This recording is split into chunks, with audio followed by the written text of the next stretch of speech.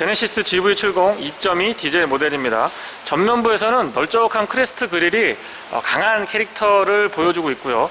헤드램프는 상대적으로 조금 작아 보이는 듯하게 보이지만 약간 시선을 돌려서 측면에서 바라보면은 나름 또 적절하게 자리하고 있는 걸 보실 수가 있습니다. 본닛 위에 제네시스 엠블럼을 중심으로 위쪽으로 쭉 캐릭터 라인들이 지나가고 있는데요. 그 라인들이 아래쪽으로 떨어지면서 크레스트 그릴에서 조금 널쩍하게 자리를 잡아서 안정감을 주고요. 다시 또 프론트 스커트의 디자인에서 과감한 느낌들 잘 담아내고 있습니다. 아래쪽에 크롬을 좀 과감하게 사용을 한 그런 느낌들이 있는데요. 지나치다 라는 느낌은 들고 있지 않고요. 에어 인테이크 쪽에 이런 굴곡 같은 것들도 굉장히 볼륨감 있게 표현을 해준 것 같아요. 뒤쪽으로는 공기의 흐름 그리고 브레이크 냉각까지 고려를 한 모습을 보실 수가 있고요. 쿼드 타입 LED인데요. 일단 야간에 한번 보실까요? 앰비언트 라이트는 크러쉬 패드 중앙하고요. 도어 쪽, 앞뒤 도어 쪽에 적용이 되어 있습니다. 발 공간에도 간접 조명이 들어오는데 적절하게 잘 대응을 해주고 있어요. 센터 터널 측면에도 앰비언트 라이트는 들어옵니다. 앰비언트 라이트는 생각보다 많이 밝지는 않네요. 헤드램프는 쿼드 타입이죠. 렌즈가 4개씩 각각 준비가 되어 있는데 광원의 폭이나 직진성 모두 좋은 편입니다. 특히 오토 모드에서 4개가 각각 움직여주기 때문에 아주 스마트하게 시야를 확보해 줄 수 있다는 게 장점이라고 말씀드릴 수 있을 것 같고요. 상하약의 폭은 조금 더 컸으면 어떨까 싶습니다. 근데 오토 모드에서 워낙 유연하게 잘 대응을 해주니까 크게 불편하진 않고요. 별도의 조사각 조절 장치는 없습니다. 왜냐하면 알아서 조절을 잘 해주기 때문이죠. 아래쪽에 잔상 같은 것들도 크게 거슬리지는 않습니다. 밖에 나와서 보니까 확실히 이 광원의 폭 그리고 직진성이 좋다는 게 느껴지는데요. 특히나 광원의 폭이 테두리 부분으로 가면 조금 흐릿해지기 마련인데 그런 부분들도 아주 꽉 채워서 밝은 시야를 확보해주고 있습니다. 안개등은 별도로 구성되어 있지 않고요. DRL은 방향지시 등의 역할을 같이 겸하고 있습니다. 아웃사이드 미러 커버에도 LED 타입으로 방향지시 등 있지 않았고요. 다양한 옵션들, 특히 이제 안전이나 편의장비 쪽으로 현대자동차가 최근에 급격하게 발전하고 있고 또 잘 해주고 있는데요. 특히 HDA가 포함되어 있는 스마트 크루즈 컨트롤하고 이 헤드램프, LED 헤드램프 쿼드 타입으로 제네시스에 적용이 되어 있는데 이 부분은 다시 한번 좀 인정을 해주고 칭찬해주고 싶습니다. 야간 시야 너무 좋죠. 테일램프하고 방향지시 등 모두 LED로 깔끔하게 구성이 되어 있고요. 특히나 이 테일램프 같은 경우에는 얇고 길게 그리고 진하게 표시를 해주니까 조금 더 입체감이 살아나는 것 같습니다. 아래쪽에 자리 잡은 방향지시 등은 순차 점등 방식이 적용이 됐으면 조금 더 재미있었을 것 같아요. 전체적으로 앞쪽에서의 느낌은 약간 둥글둥글하면서 부드러운 느낌이 들고요. 측면에서 이 뒤쪽으로 쭉 넘어가는 이 캐릭터 라인들이 전반적인 디자인의 일체감이 굉장히 높다라는 느낌이 듭니다. 디자인에 대해서는 호불호가 많이 갈리기는 하는데 적어도 GV70 외관 디자인에 대한 호불호는 그렇게까지 많이 갈리진 않는 것 같아요. 2.2 디젤 싱글 터보 엔진이 장착이 되어 있습니다. 배기량은 2151cc고요. 최고 출력은 210마력, 토크는 45입니다. 자동 8단하고 매칭을 이루고 있죠. 측면부 바디라인은 다시 한번 인정을 해주고 싶은 디자인입니다. 특히 앞뒤 오버행이 짧고요. 휠베이스를 넉넉하게 가져가고 있다 보니까 스포티하면서도 안정감도 잘 느껴집니다. 캐릭터 라인이 별거 아닌 것 같은데요. 앞쪽은 살짝 높고 뒤쪽으로 이렇게 뒤 팬더 쪽으로 쭉 내려가면서 약간 꺾이면서 아래쪽을 향하고 있는데 이런 디자인이 전반적으로 차량의 좀 지면에 쫙 달라붙어 있는 듯한 그런 느낌도 잘 표현을 해주죠. 뒤쪽으로 가면은 이 선들이 날카롭게 쭉 떨어지고 있습니다. 팬더 부분, 이 테두리 부분에 보시면 휠 아치 쪽의 마무리도 바디 컬러랑 같이 가져가고 있어서 도심형 SUV다운 모습 깔끔하게 잘 갖춰주고 있고요. 시승 차량은 옵션으로 21인치 휠 타이어를 채택을 해주고 있습니다. 저는 스포츠 모델의 휠 타이어보다 이게 좀 더 잘 어울리지 않나라는 생각이 드네요. 타이어 사이즈는 255, 40, 21입니다. 로커 패널도 바디 컬러랑 같이 가져가고 있는데 크롬으로 두툼하게 멋을 조금 냈습니다. 시승 차량의 은색이라서 약간 도드라지지 않는 것 같아 보이긴 하는데 컬러가 다르면 이게 또 포인트로 나쁘지 않은 것 같더라고요. 아웃사이드 미러 디자인도 깔끔한 편에 속하고요. 플래그 타입이라서 이쪽의 시야를 조금 더 확보해 줄 수가 있습니다. 스포츠 패키지를 선택을 하게 됐을 때는 이 위에 루프렉도 컬러가 좀 달리 적용이 되긴 하는데요. 어쨌거나 은색에는 조금 일체감 있는 이 느낌이 저는 나쁘지 않은 것 같더라고요. 다시 한번 이 측면에서 봤을 때의 안정감 있는 모습, 저는 칭찬을 해주고 싶습니다. 후측면에서의 바디라인이 저는 정말 이쁜 것 같습니다. 특히 저 C필러에서 떨어지는 저 라인하고요. 정면으로 이렇게 왔을 때의 위쪽을 조금 좁빗하면서 아래쪽으로 넓게 떡 벌어지는 이런 어깨, 남성의 어깨 같은 이런 느낌들이 전체적으로 좀 강인한 느낌과 스포티한 맛을 잘 살려주고 있는 것 같습니다. 디젤 모델은 머플러가 오픈 타입이 아니고요. 아래쪽에 바닥을 보고 있는데 운전석 아래쪽으로 싱글 타입이 채택이 되어 있습니다. LED로 전부 다 테일램프, 방향지시등, 그 다음에 후진등, 심지어 번호판 보조등까지 모두 다 LED로 깔끔하게 잘 마무리해 놨고요. GV70이라고 레터링 되어 있고 제네시스라고 좀 큼직하게 레터링 자리하고 있습니다. 4륜구동, 여기 엠블럼 있지 않았네요. 소소한 부분이기는 한데 여기 약간 호불호가 있거든요. 저는 제네시스 정도 되면 와이퍼는 스포일러 안쪽으로 좀 숨겨놨으면 어떨까 싶은데 저기에 위치를 하게 되면 뒤에 유리가 좀 잘 안 닦인다는 그런 얘기들도 있긴 합니다. 버튼을 누르면 전동 테일게이트 동작하실 수가 있고요. 부드럽고 조용한 편입니다. 안쪽에 공간도 꽤나 좀 확보를 해놓은 상태죠. 보통 이 고급차들이 안쪽 공간에 취약하게 마련인데 이런 것들도 제네시스 대응 잘 해주고 있습니다. 양쪽으로 LED로 실내등도 있지 않았고요. 12V 파워 아울렛, 그 아래쪽으로는 고리가 하나 있는데 이 그물 같은 거 여기 물건 왔다 갔다 하지 않게 고정하실 수 있거든요. 저쪽에 여기 하나 있고 여기 하나 있고 양쪽에 두 개씩 있어서 4점식으로 고정 가능합니다. 여기도 공간이 은근히 깊어서 물건 같은 거 보관하시기 나쁘지 않아요. 카펫 같은 것도 마무리 좋고요. 요런데 알루미늄으로 이렇게 덧대져 있는 것도 깔끔합니다. 이런 손잡이 하나하나도 참 잘 만들었어요. 안쪽에 러기지 스크린을 여기다가 숨겨놨고요. 이렇게 들어 올려 보시면 공간이 꽤나 깊고 저기 가방에는 펑크스리 킷이 깔끔하게 준비가 되어 있습니다. 이 공간에 자동차 세차용품 같은 것들 간단하게 보관하시면 좋고요. 이런 데도 보면은 이 두께도 두껍지만은 소음 진동 같은 거 굉장히 신경 많이 썼습니다. 여기 잡소리 나지 말라고 부직포도 붙여놨네요. 그리고 요쯤 되면은 이 전동으로 2열 등받이가 접었다 폈다 해야 되는데 그거는 조금 아쉽습니다. 여기서 레버 잡아당기시면 되고요. 잡아당기시면 되고 여기 운전석도 당겨볼까요? 공간은 이 헤드룸 공간이 입구 쪽에 헤드룸이 약간 높이가 좁은 것 같나? 약간 좀 더 높았으면 좋지 않을까라는 생각이 들기는 하는데 어쨌거나 좀 평평하게 공간을 확보해 주고 있고요.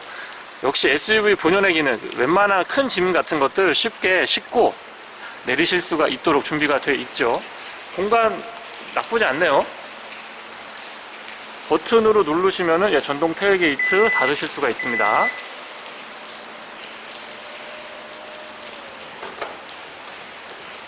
스마트 키를 사용해서 차량을 이동시킬 수가 있습니다. 원격 스마트 주차도 지원을 해주죠. 홀드 버튼을 길게 누르면 시동이 걸리고 P 버튼, P가 이렇게 새겨져 있는 버튼이 아래 위로 두 개가 있는데요. 자동차 모양이 있죠. 화살표가 앞뒤로 있고 차량을 이동시킬 수가 있습니다. 먼저 앞으로 이동시켜보면 이렇게 이동이 가능하고요. 좁은 주차 공간에서 사람이 먼저 내리고 차량만 집어 넣으려고 할 때 정말 유용합니다. 뒤로도 좀 당겨 볼게요.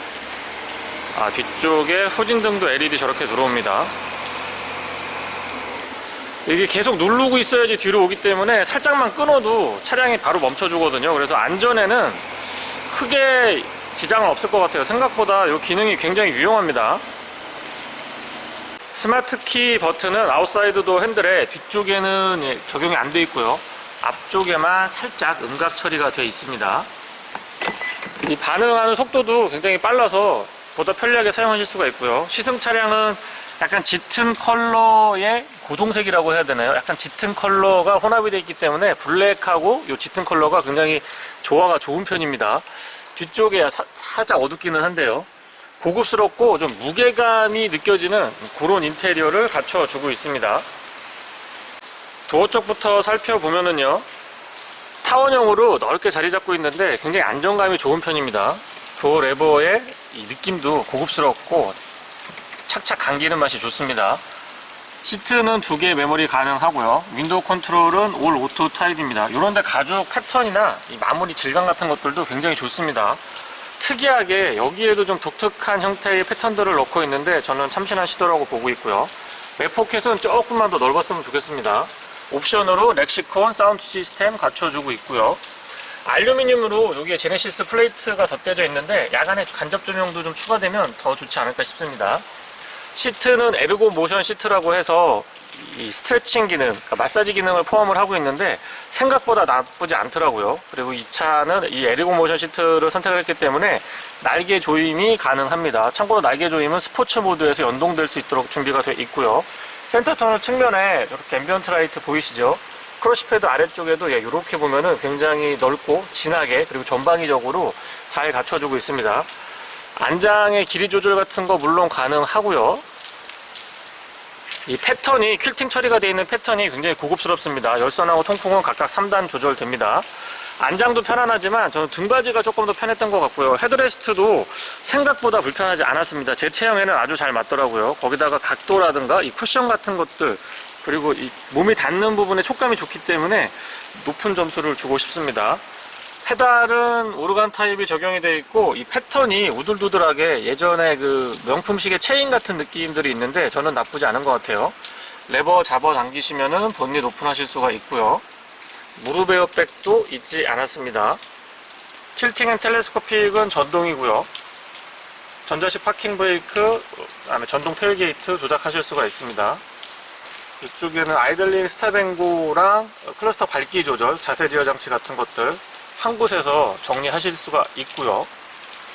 이런 가죽 질감이나 패턴 같은 것들 끝 마무리가 정말 가격 대비 굉장히 좋다라는 느낌을 꾸준하게 받게 됩니다. 스티어링은 제가 좋아하는 약간 하회탈 같은 느낌이 드는데 투스포크 타입이죠. 뭔가 좀 전통적인 느낌도 들면서 그걸 현대에 재해석했다라는 그런 느낌이 들어서 저는 이 부분도 굉장히 마음에 들더라고요. 시동은 버튼 타입이고요. 2.2L 디젤 엔진은 생각보다 아이들링 시에 조용합니다. 제가 다른 건 모르겠고 이 2.2L 디젤 엔진 굉장히 광범위하게 현대기아 자동차에서 사용을 하고 있는데 이 엔진이 장착된 차량 중에서는 가장 조용하다라고 자신있게 말씀드릴 수 있을 것 같아요. HUD도 지금 살짝 잡히나요? 이 앞쪽이 이렇게 하면 잡힐 것 같은데 컬러도 다양하고 특히나 이 HDA2가 포함이 되어 있는 스마트 크루즈 컨트롤 장착을 하게 되면은 굉장히 다양한 정보들 재미있게 확인을 하실 수가 있습니다. 클러스터는 12.3인치인데요. 드라이브 모드랑 연동이 되어 있고 에코, 디젤 모델이라서 그렇습니다. 컴포트, 스포츠, 커스텀 이렇게 4가지가 준비가 되어 있고요. 가솔린 모델들은 스포츠 플러스까지 있어서 5가지인데 이 친구는 4가지만 있네요. 그리고 스포츠 모드에서는 이제 에르고 모션 시트가 연동이 됩니다. 후측편 모니터링도 포함이 되어 있죠. 이 기능은 좀 아래쪽에 있는 차량들, 엔트리급 차량들한테도 좀 광범위적으로 굉장히 좋은 장비인 것 같아요. 적용이 좀 확대됐으면 어떨까 싶은 생각이 있습니다. 스티어링의 이 가죽 질감이라든가 마감도 굉장히 잘 만들어졌다라는 느낌이 들고요. 독특하게 마세라티나 볼보에서 이런 패턴들이 보이는데 보통 이 안쪽에서 가죽을 끊거든요. 근데 이렇게 보이는데 손이 이렇게 잡히는데 위쪽에 이렇게 끊어놓은 거는 조금 이색적이기도 합니다. 타공 같은 거 적용돼 있어도 그립이 좀 더 좋지 않았을까라는 생각이 들고요. 약간 도톰해서 여성 운전자분들이 이 그립을 잡았을 때는 조금 두껍다라는 느낌을 받을 수도 있을 것 같아요. 클러스터 좌측에는 인포테인먼트에 관련된 기능들, 우측에는 스마트 크루즈 컨트롤에 관련된 기능들 깔끔하게 정리가 되어 있습니다. 물론 패들 시프트도 있지 않았죠. 디젤 모델이긴 한데 이 패들 시프트 작동을 하면은 꽤나 반응이 재미있더라고요. 14.5인치였던가요? 이 AVN이 굉장히 큼직하게 자리 잡고 있기 때문에 보다 편리하게 사용을 하실 수가 있고요. 카메라 같은 것들도 화질도 좋고 해상도가 일단 나쁘지 않은 것 같아요. 그리고 기본적으로 메뉴 구성은 살짝 복잡할 수도 있는데 조작을 해보면 조작감이 꽤나 좋습니다. 그리고 직관적으로 메뉴 구성이 되어 있어서 아주 많은 기능인데 또 사용을 해보면 그렇게 어렵지가 않아요. 다만 이제 이 메뉴들의 적응이 완벽하게 되려고 하면은 시간은 조금 더 걸리지 않을까라는 생각이 들기도 합니다. 조수석 시트 컨트롤 가능하죠. 에어벤트는 살짝 작은 듯 싶으면서, 초점이 살짝 흐려졌네요. 살짝 작은 듯 싶으면서 날렵하고 길게 자리 잡고 있고요. 기능상의 문제는 없었습니다. 그리고 타원형으로 여유있게 이렇게 안정감 있게 준비가 되어 있는 공조장치 컨트롤은 다시 한번 칭찬을 해주고 싶고요. 버튼 타입이 이 화면을 터치하셔도 되고, 요걸 이렇게 다이얼도 조작이 가능합니다. 스티어링에 열선도 있지 않았고요. 통풍 시트, 열선 시트 각각 3단으로 조절 가능하십니다. 공기청정 기능도 있어서 최근 트렌드에 잘 맞다라고 생각을 하고 있고요. 비상등 스위치 가운데 자리 잡고 있고, 요 친구들이 참 이 배열이 이렇게 봤을 때 눈에도 잘 들어오고, 조작하면은 아래로 내리는 게 아니고 앞으로 이렇게 살짝 누르게 돼 있거든요. 요게 느낌이 저는 너무 좋더라고요. 요거는 칭찬 다시 한번 해주고 싶고요. 드라이브 모드랑 터레인 컨트롤은 통합이 돼 있고요. 원격 스마트 주차에 관련된 기능들도 여기에 준비가 되어 있습니다. P 버튼이 여기 평상시에는 카메라인데, 길게 누르시면은 스마트 주차를 온 할 수가 있죠. 볼륨 컨트롤 요 느낌이 푸시도 되고 이렇게 오돌도돌하게 되어 있는 게 앞뒤로 이렇게 굴러가는데, 그런 것들도 마무리 좋습니다. 컨트롤러 큼직하게 잘 만들어 놨고요. 기어 노브는 다이얼 방식인데 D하고 R하고 이렇게 한 번에 넘어갈 수 있어서 이런 부분들이 장점인 것 같아요. 버튼보다 저는 이 친구가 좀 더 나은 것 같더라고요. 오토 홀드하고 P를 N으로 바꾸는 중립 모드도 여기 버튼으로 깔끔하게 자리 잡고 있습니다. 주차가 협소한 곳에서는 저거 은근히 많이 쓰거든요. 앞쪽에는 스마트폰 무선 충전, 그 다음에 USB 입력 단자가 하나 있고요. 또 하나는 충전입니다. USB A 타입으로 2개 마련되어 있고요. 커버링도 깔끔하고 이런 거 이렇게 딱 눌러보면 아주 고급스럽게 열리죠. 컵홀더는 오픈 타입인데 조금만 더 높았으면 어떨까 싶습니다. 앞쪽에 높이는 괜찮은데 뒤가 살짝 낮은 느낌이 있어요. 센터 터널은 디자인적으로도 완성도가 있는 편이고요. 이 기능적으로도 부족함은 없었습니다. 안쪽에 공간도 여유가 있는 편이고, 이렇게 파티션이 되어 있고, 여기에 손이 이렇게 안쪽으로 이렇게 들어가거든요. 여기도 공간이 좀 있고, 잘 안 보이실 것 같은데 안쪽에 LED로 조명도 있지 않았습니다. 참 꼼꼼하게 배려 잘 해놨죠. 조석 수납 공간은 잡아당기는 방식이고, 소소한 부분인데 여기에도 이 타원형 디자인 패턴이 들어가 있어요. LED로 조명 준비가 되어 있고, 안쪽에 카펫 같은 걸로 깔끔하게 잘 마무리 해놨습니다. 크기도 나쁘지 않고요. 선바이저는 조명이 연동이 되어 있는데, 이렇게 열면은 위쪽에서 LED가 준비가 되어 있습니다. 이게 양쪽으로 이렇게 돼가지고 장광식이었으면 조금 더 여성분들한테 선호도가 있지 않았을까라는 생각도 해보게 되고요. 실내등은 지금 터치 타입인데, 제가 전체 다 켜놓은 상태고요. 이렇게 터치하시면 컨트롤이 가능합니다. 여기에서 이 빌트인 캠 같은 것들도 버튼이 준비가 되어 있고, 비교적 깔끔하게 마무리 잘 해놨네요. 뒷좌석입니다. 유리가 끝까지는 안 내려가요. 살짝 남아서 이 부분은 조금 아쉽고요. 반면에 이중접합 차음유리 뒤쪽까지 광범위하게 잘 적용을 해줬고요. 수동이지만 측면 선쉐이드도 있지 않았습니다. 이 디자인 패턴은 다시 보더라도 정말 괜찮은 것 같아요. 고급스럽고 안정감이 느껴지죠.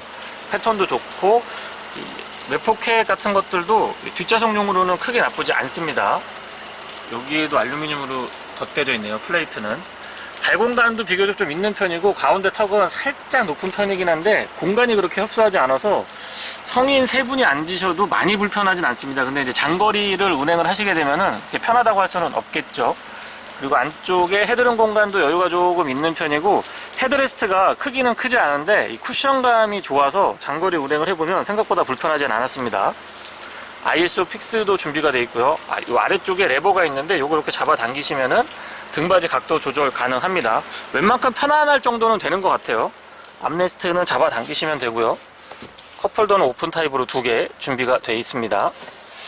실내등은 이렇게 보시면 앞쪽도 그렇지만 이 측면에도 모두 다 LED고요.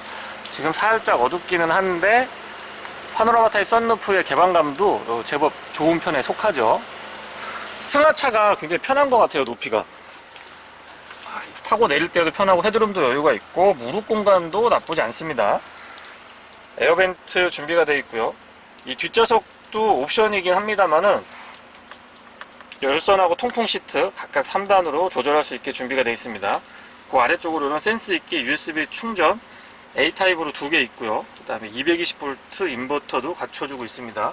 B필러 쪽에 에어벤트 하나 더 추가를 하면은 훨씬 더 좋지 않았을까라는 아쉬움은 있고요. 이게 뭔가 했더니 옷걸이라고 알려주시는 분들이 많이 있으시더라고요. 저는 처음에 저게 과연 뭘까 되게 고민을 하긴 했었습니다. 뒤쪽에서 이렇게 보면은 이 디자인, 실내 디자인만큼은 제네시스 라인업 중에서 저는 GV70이 제일 이쁜 것 같아요. 왜냐면은 조금 단순한 맛도 있으면서 굉장히 복잡한 기능이거든요.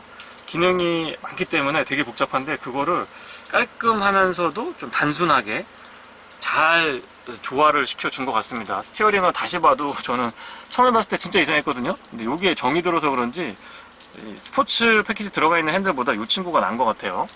아, 그리고 조석 시트는 워크인 스위치 준비가 되어 있습니다. 제네시스 GV70 2.2 디젤 모델을 시승하고 있습니다.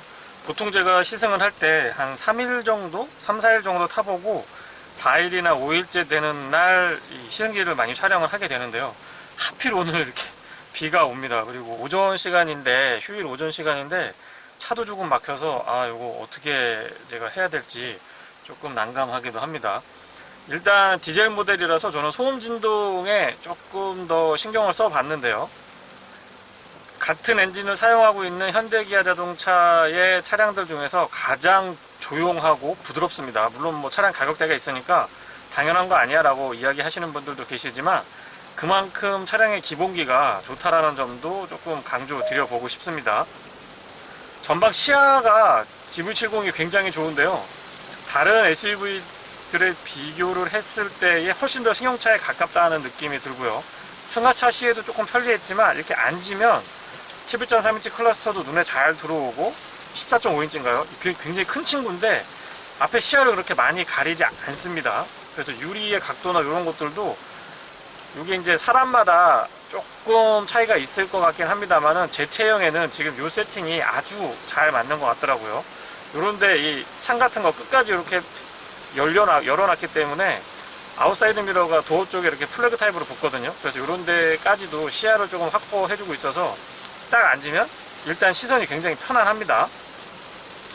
디젤 모델 치고는 소음 진동이 좋다라고 제가 말씀을 드렸는데 이 정도면은 뭐 독일 3사의 동급하고 비교를 해도 크게 부족하지 않을 것 같다라는 느낌은 들고요. 조금 특이했던 부분은 일단 주행을 하고 나면 소음 진동이 그렇게 거슬리진 않습니다. 다만 도심에서 주행을 해 보면은 이 노면이나 시트 쪽에서의 진동 같은 것들은 거의 느껴지고 있지 않는데 제가 좀 민감할 수도 있습니다. 저는 이 스티어링에서 약간 아주 미세하게 간지럽힌다라는 느낌을 조금 받기는 했어요. 근데 이것도 간헐적으로 느끼는 거긴 한데 차가 엔진이 조금 열을 받아서 차가 워밍업이 좀 된 상태거나 주변의 날씨나 이런 거에 조금 영향을 받는 것 같기는 했어요. 하지만 어쨌거나 핸들에서 미세하게나마 좀 간질간질하는 느낌이 전달이 됐다는 것도 말씀을 좀 드려볼게요.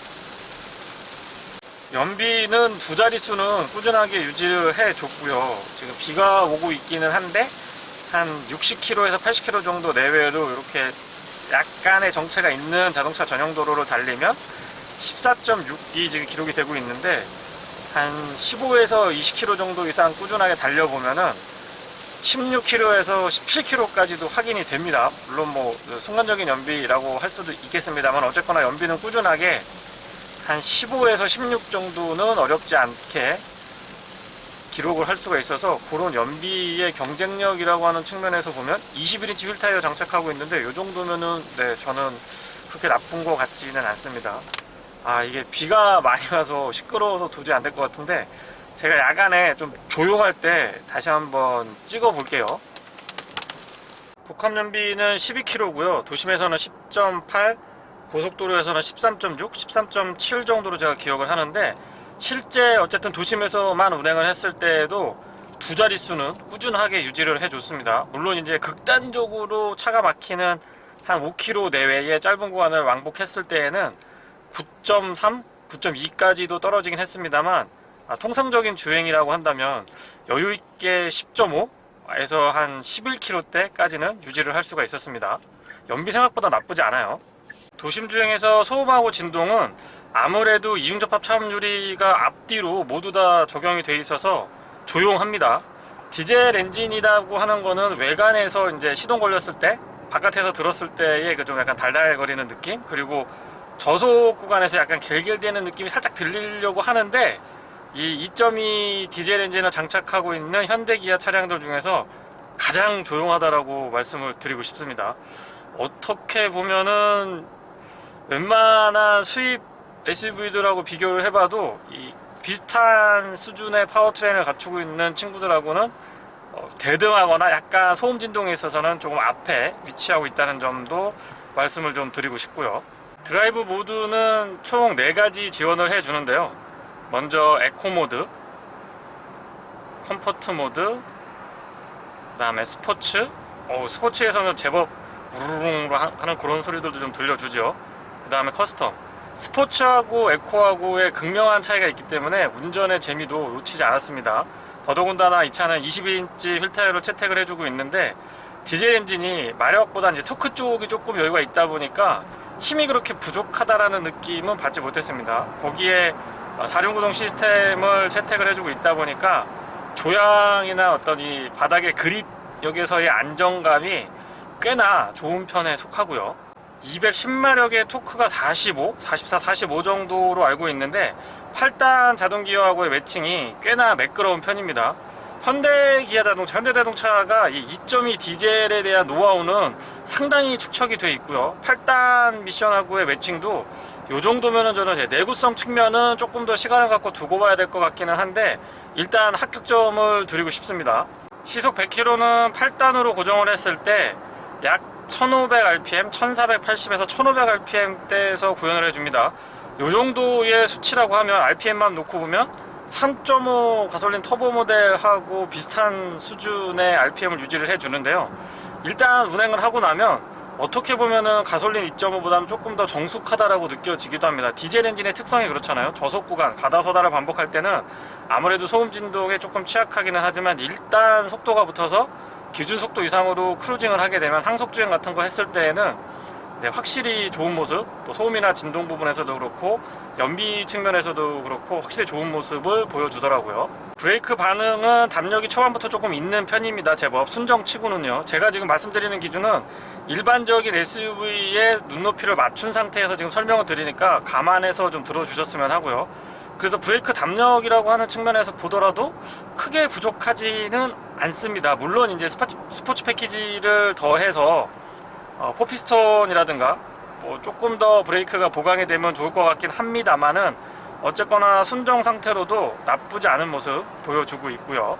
HDA가 포함되어 있는 어댑티브 크루즈 컨트롤은 정말 편안합니다. 이 스마트 크루즈 컨트롤만큼은 현대기아 자동차 제가 정말 인정을 해주고 싶은데요.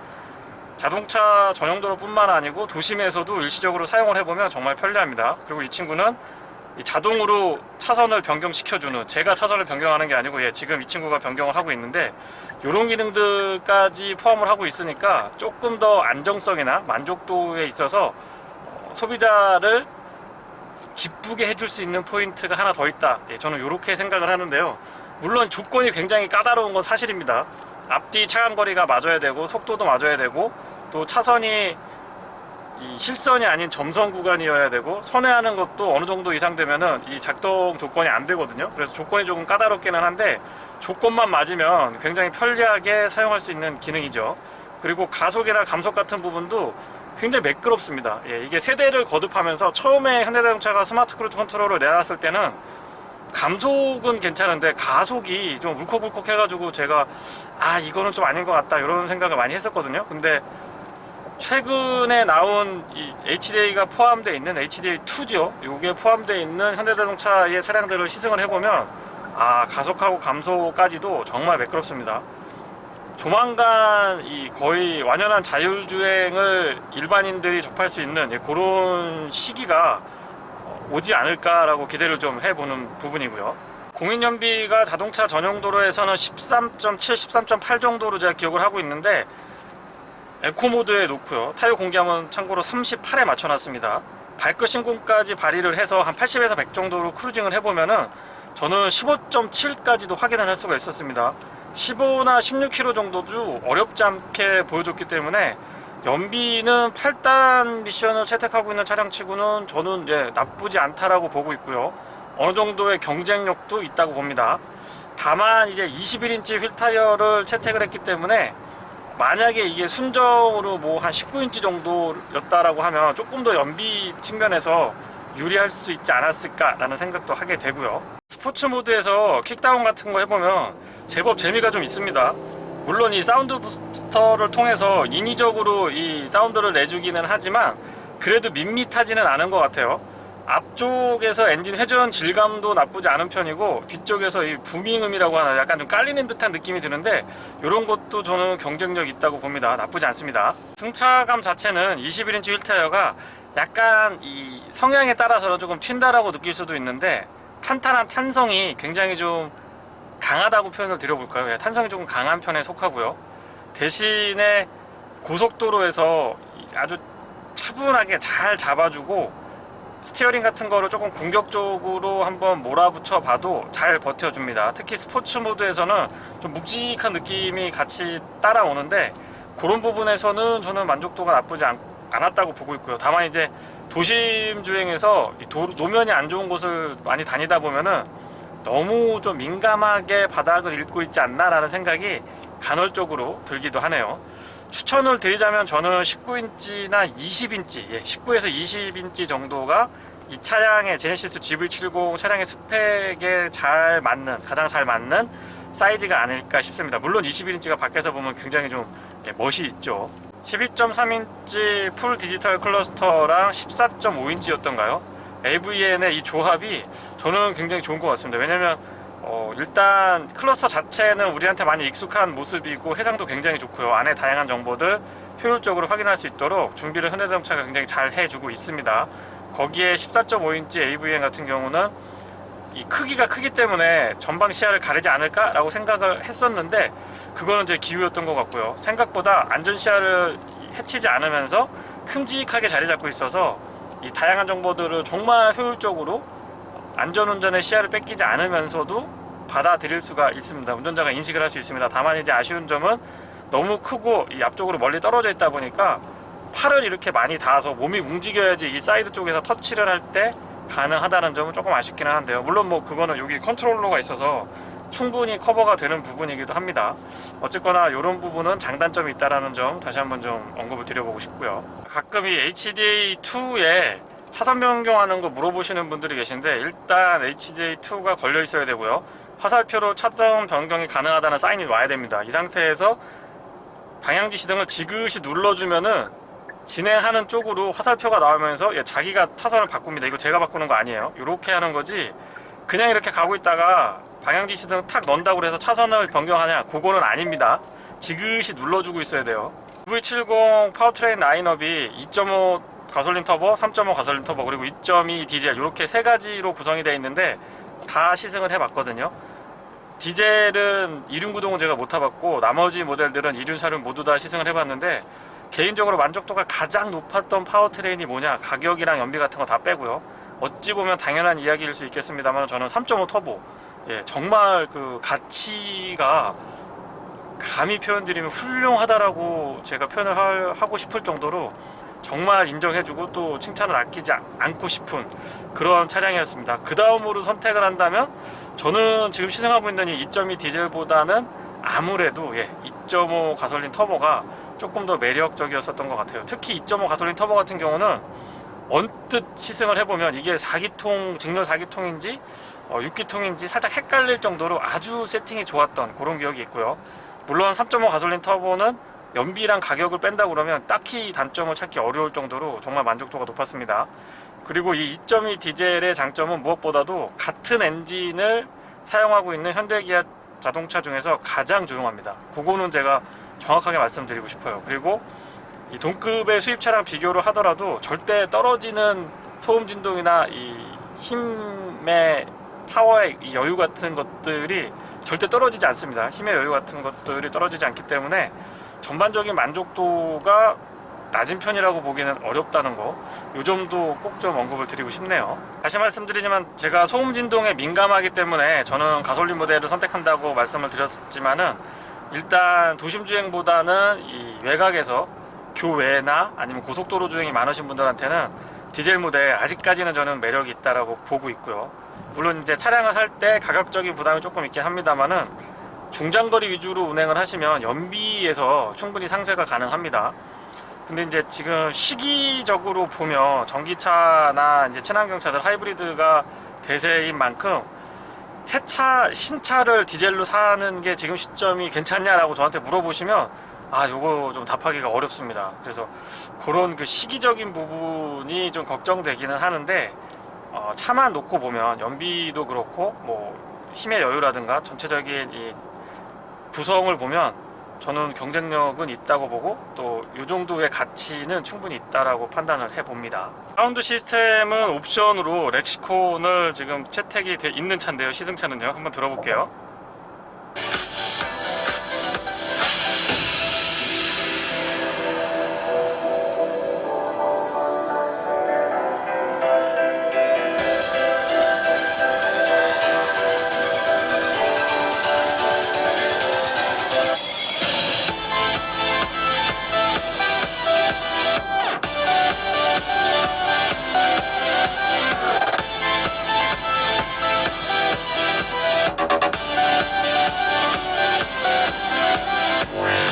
네, 일반 오디오에 비교를 해보면 저는 전 영역대에서 만족도가 좀 높다라고 전달을 드려보고 싶고요.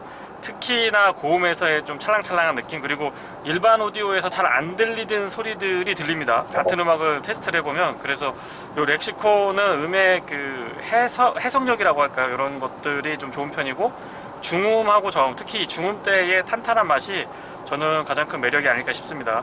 요거는 옵션으로 충분히 선택하실 가치가 있다고 말씀을 좀 드려볼게요. 괜찮습니다. LED 쿼드램프는 오토 모드가 제법 민감도가 있는 편입니다.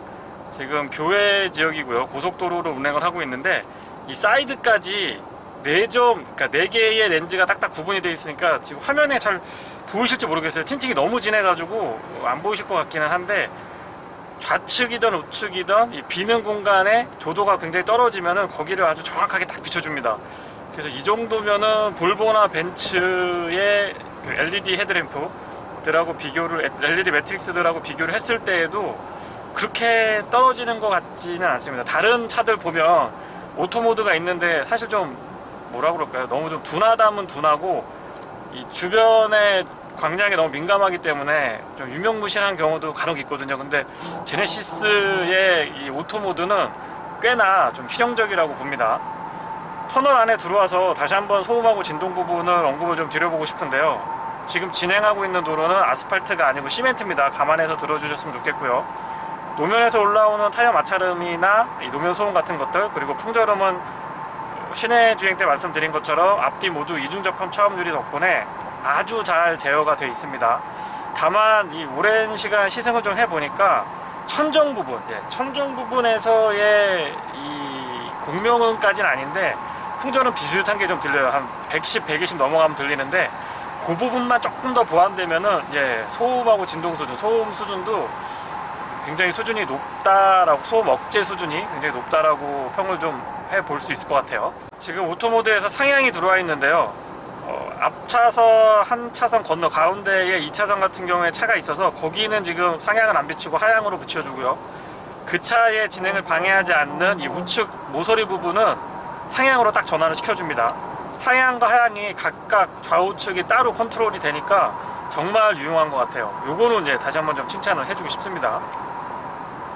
시트의 착자감 자체도 좋은 편인데 운전석에는 지금 에르고 모션 시트라고 해서 이 스트레칭 기능이 있습니다. 18개의 쿠션이 이렇게 움직인다고 하는데 골반부터 허리나 등까지 비교적 고르게 전방위적으로 좀 잘 해주고 있고, 웬만한 마사지 시트에 비해서 이렇게 떨어지는 편은 아니다. 이 옵션도 가격이 조금 나가기는 하지만 가치는 저는 있다라고 봅니다.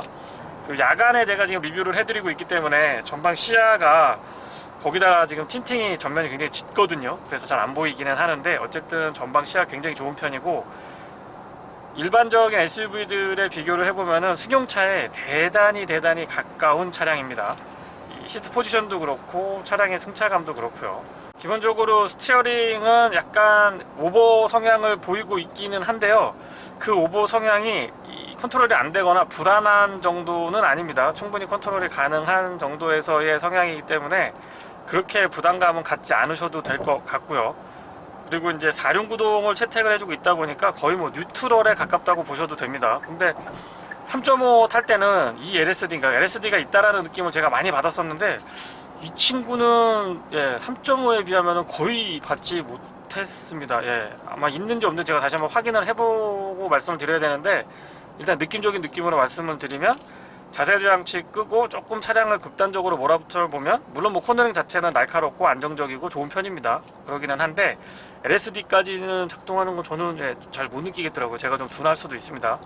어쨌거나 이 제네시스 GV70 선택하시는 분들한테는 다른 것보다 다른 옵션 조금 아끼시더라도 4륜구동 H트랙만큼은 저는 적극적으로 추천을 좀 드리고 싶습니다. 연비에서 약간의 좀 손해도 있고, 그리고 가격 부분에서 부담이 없는 건 아니지만은 그 이상의 가치가 있습니다. 눈 오는 날, 비 오는 날 뿐만이 아니고, 긴급 회피 구동? 회피 제어 같은 것들. 그러니까 앞에서 무슨 일이 생겼을 때 확 이렇게 핸들을 급격하게 꺾는 때가 있거든요. 그럴 때에 그립을 안 잃어버리고요. 또 자세를 아주 잘 잡아줍니다. 그래서 그런 부분 때문에 4륜구동 H트랙은 저는 좀 추천을 드려볼게요. 네, 이상 제네시스 GV70 2.2 디젤 모델의 시승기였습니다. 고맙습니다.